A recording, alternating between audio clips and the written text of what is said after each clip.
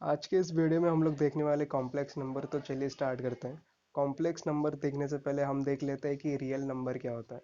तो real number अगर आपने पढ़ा होगा तो रियल नंबर में क्या क्या आते हैं। रियल नंबर में सबसे पहले आता है रैशनल नंबर, फिर आता है आपका इर्रेशनल नंबर।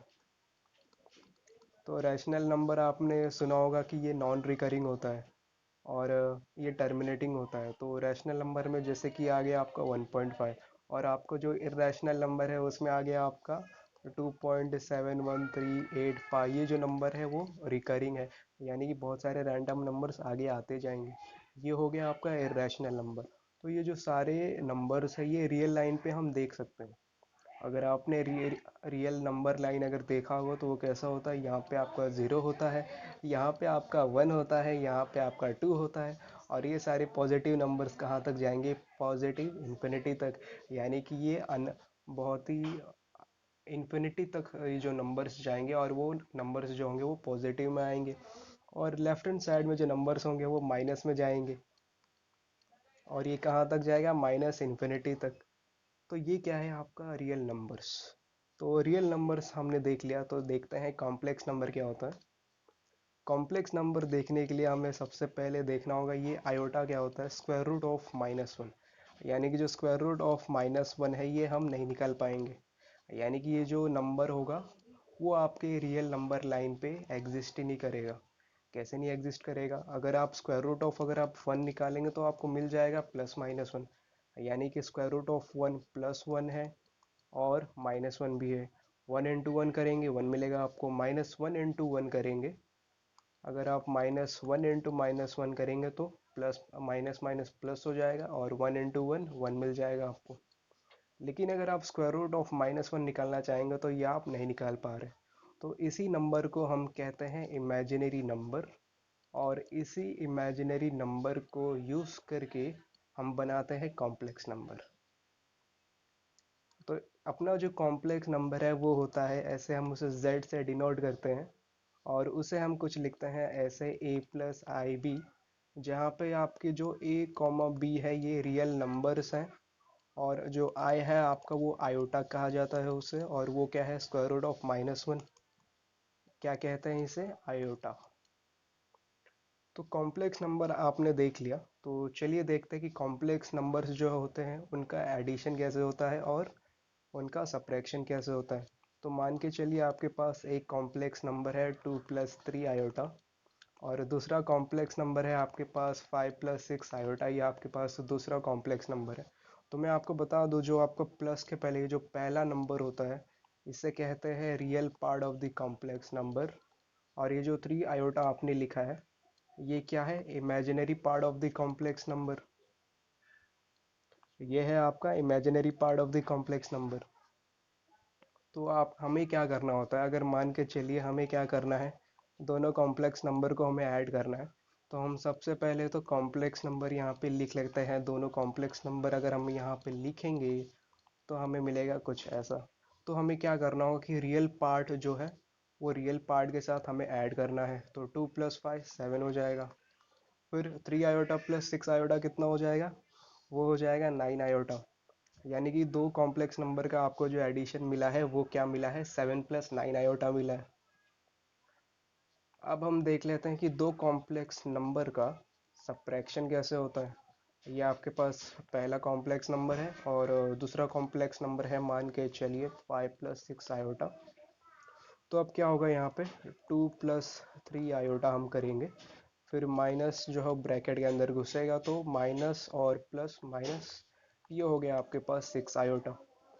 फिर अब हम क्या करेंगे, 2 - 5 -3 आ जाएगा, फिर +3 आयोटा और -6 आयोटा, ये हो गया -3 आयोटा। तो सब्ट्रैक्शन करने पर आपको जो नंबर मिला है वो ये मिला है। अब हम देख लेते हैं कि कॉन्जुगेट का कॉन्सेप्ट क्या होता है कॉम्प्लेक्स नंबर में। क्या आपने सही सुना है, कॉन्जुगेट। तो कॉन्जुगेट ये होता है कि मान के चलिए आपके पास कॉम्प्लेक्स नंबर है 2+3 आयोटा, तो इमेजिनरी पार्ट का जो साइन है यहाँ पे प्लस में है ना, तो कॉन्जुगेट जब आप लेंगे इस कॉम्प्लेक्स नंबर का वो हो जाएगा 2 - 3 आयोटा। यानी जो इमेजिनरी पार्ट का जो साइन है वो चेंज हो गया है।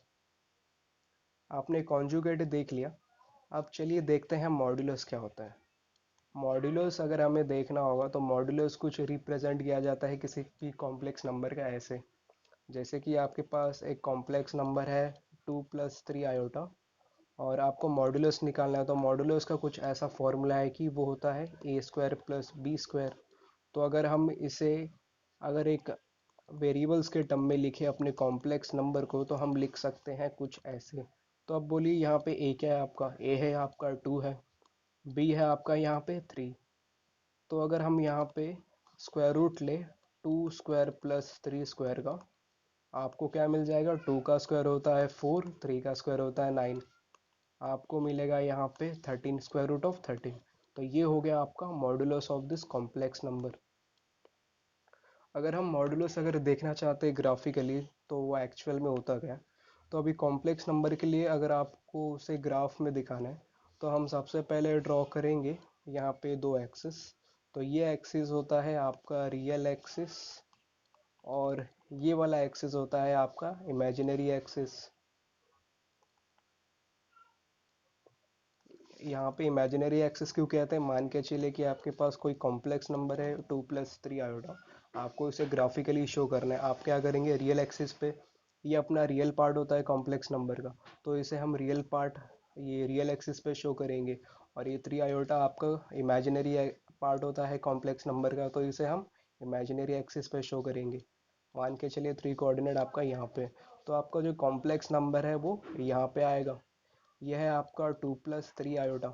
अब मॉड्यूलस कुछ ऐसा होता है कि अभी आपका ओरिजिन है, ओरिजिन से इस कॉम्प्लेक्स नंबर का जितना डिस्टेंस होगा, ओरिजिन से इस कॉम्प्लेक्स नंबर का जितना डिस्टेंस होगा उसी को हम कहते हैं modulus of this complex number. ये जो डिस्टेंस है ये क्या होता है, modulus of this complex number. हमने मॉड्यूलस देख लिया, तो चलिए अब हम देखते हैं argument of this complex number. Argument क्या होता है, argument of this complex number z। तो अपना कॉम्प्लेक्स नंबर है क्या, 2 + 3 i। तो आर्ग्यूमेंट कुछ ऐसा होता है कि हम इस कॉम्प्लेक्स नंबर का, जैसे अगर हम यहाँ से डिस्टेंस ले इस कॉम्प्लेक्स नंबर का ओरिजिन से, तो ये जो थीटा बनता है रियल एक्सिस के साथ, इस थीटा को, थीटा यानी कि आपका एंगल, ये जो आपका थीटा एंगल बनता है रियल एक्सिस के साथ, इसे हम कहते हैं argument of the complex number. तो चलिए आर्ग्यूमेंट थोड़ा डिटेल में देख लेते हैं। अगर आपके पास आर्ग्यूमेंट ऑफ z अगर आपको फाइंड करना है तो उसका फॉर्मूला कुछ होता है tan−1 b/a। इसका क्या मतलब है, मान के चलिए कि आपके पास कॉम्प्लेक्स नंबर है 2 + 3 i, और आपको आर्ग्यूमेंट इसका फाइंड करना है, आर्ग्यूमेंट ऑफ z। आप क्या करेंगे, tan−1 b/a। तो आप सिंस आपको पता है अगर हम इसे वेरिएबल फॉर्म में डिनोट करेंगे तो a क्या होगा आपका 2 होगा, तो यहाँ पे आपको 2 लेना है। b क्या होगा आपका 3 हो जाएगा। तो tan−3/2 लेना है आपको, वो क्या हो जाएगा अपना आर्ग्यूमेंट ऑफ z।